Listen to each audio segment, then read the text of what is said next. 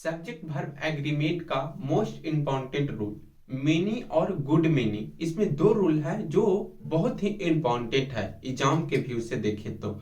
इसमें दो रूल ऐसा है कि जो थोड़ा थोड़ा कंफ्यूजन इसमें होता है। आइए हमें लोग उसी को समझते हैं। फर्स्ट में क्या है, फर्स्ट रूल इसका क्या कहता है कि अगर सब्जेक्ट के रूप में मेनी हो, क्या हो, सब्जेक्ट के रूप में, सब्जेक्ट यानी सेंटेंस के सब्जेक्ट में, इस पे देखिए क्वेश्चन इस पे कैसे आएगा, या तो फिलिंग द ब्लैंक्स आएगा या तो एरर करने के लिए आएगा।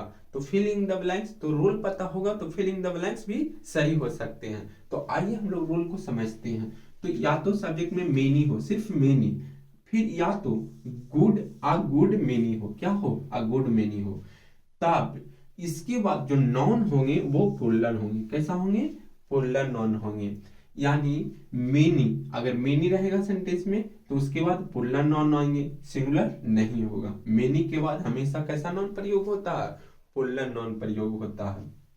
तब यहाँ पे समझ गए कि जब मेनी के साथ प्लूरल नॉन है तो पूरा सब्जेक्ट क्या हो गया, प्लूरल हो गया। जब सब्जेक्ट प्लूरल है तो वर्ब भी कैसा लगेगा, प्लूरल ही लगेगा। कैसा लगेगा, प्लूरल ही लगेगा। फर्स्ट रूल हमको समझ में आ गया। लेकिन इसका सेकंड रूल क्या कहता है कि मेनी तो होगा लेकिन आर्टिकल ए एन हो, क्या हो, आर्टिकल ए एन हो, तब सिंगुलर काउंटेबल नॉन होंगे। क्या होंगे, सिंगुलर काउंटेबल नॉन होंगे। और जब सब्जेक्ट सिंगुलर तो वर्ब भी सिंगुलर। यही मेनी का रूल है।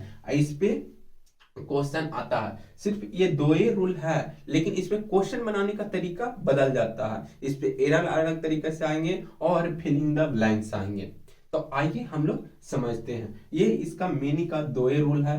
अब सब्जेक्ट वर्ब एग्रीमेंट में ये मोस्ट इंपॉर्टेंट है। आप या तो बोर्ड परीक्षा दे रहे होंगे या कॉम्पिटिटिव में प्रीवियस ईयर क्वेश्चन बनाइएगा तो इस टाइप का क्वेश्चन आता ही आता। कॉम्पिटिटिव में जाइएगा तो एरर करने के लिए आएगा, दे दिया जाएगा सेंटेंस, उसमें देख कौन सा पार्ट में गलत है उसको आपको आंसर टिक करना है। लेकिन बोर्ड परीक्षा में फिलिंग द ब्लैंक्स आता है। आइए हम लोग समझते हैं एग्जाम्पल के थ्रू।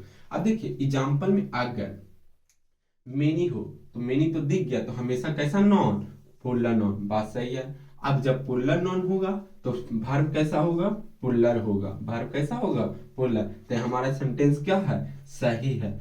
यानी मेनी से शुरू होगा तो नॉन कैसा होगा, प्लूरल होगा।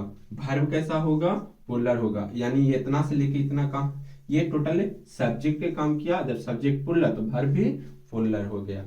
अब नेक्स्ट हम लोग देखेंगे a good many, a good many of. A good many अब बताए थे कि प्रीपोजिशन होगा तो प्रीपोजिशन के बाद ऑब्जेक्ट के काम करता है। किसका काम करता है, ऑब्जेक्ट का।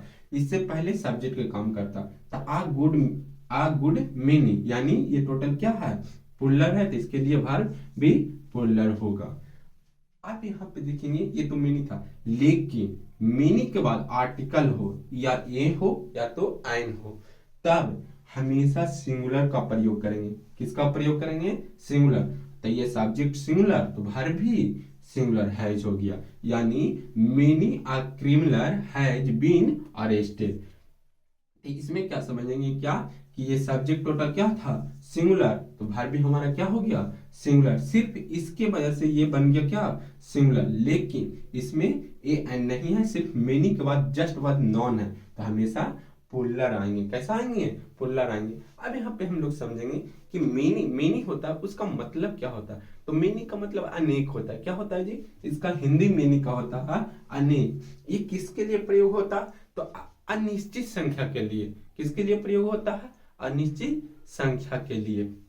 अभी अनिश्चित संख्या के लिए मेनी का भी प्रयोग करते हैं, आ नंबर ऑफ के लिए भी प्रयोग करते हैं। यानी कहने का मतलब कि मेनी बराबर बोल सकते हैं a number of, a number of, दोनों इक्वल है। यानी मेनी का मतलब भी होता है अनेक, मेनी का मतलब भी होता है अनेक, आ नंबर ऑफ का मतलब भी होता है अनेक। ये दोनों अनिश्चित संख्याओं के लिए प्रयोग किया जाता है।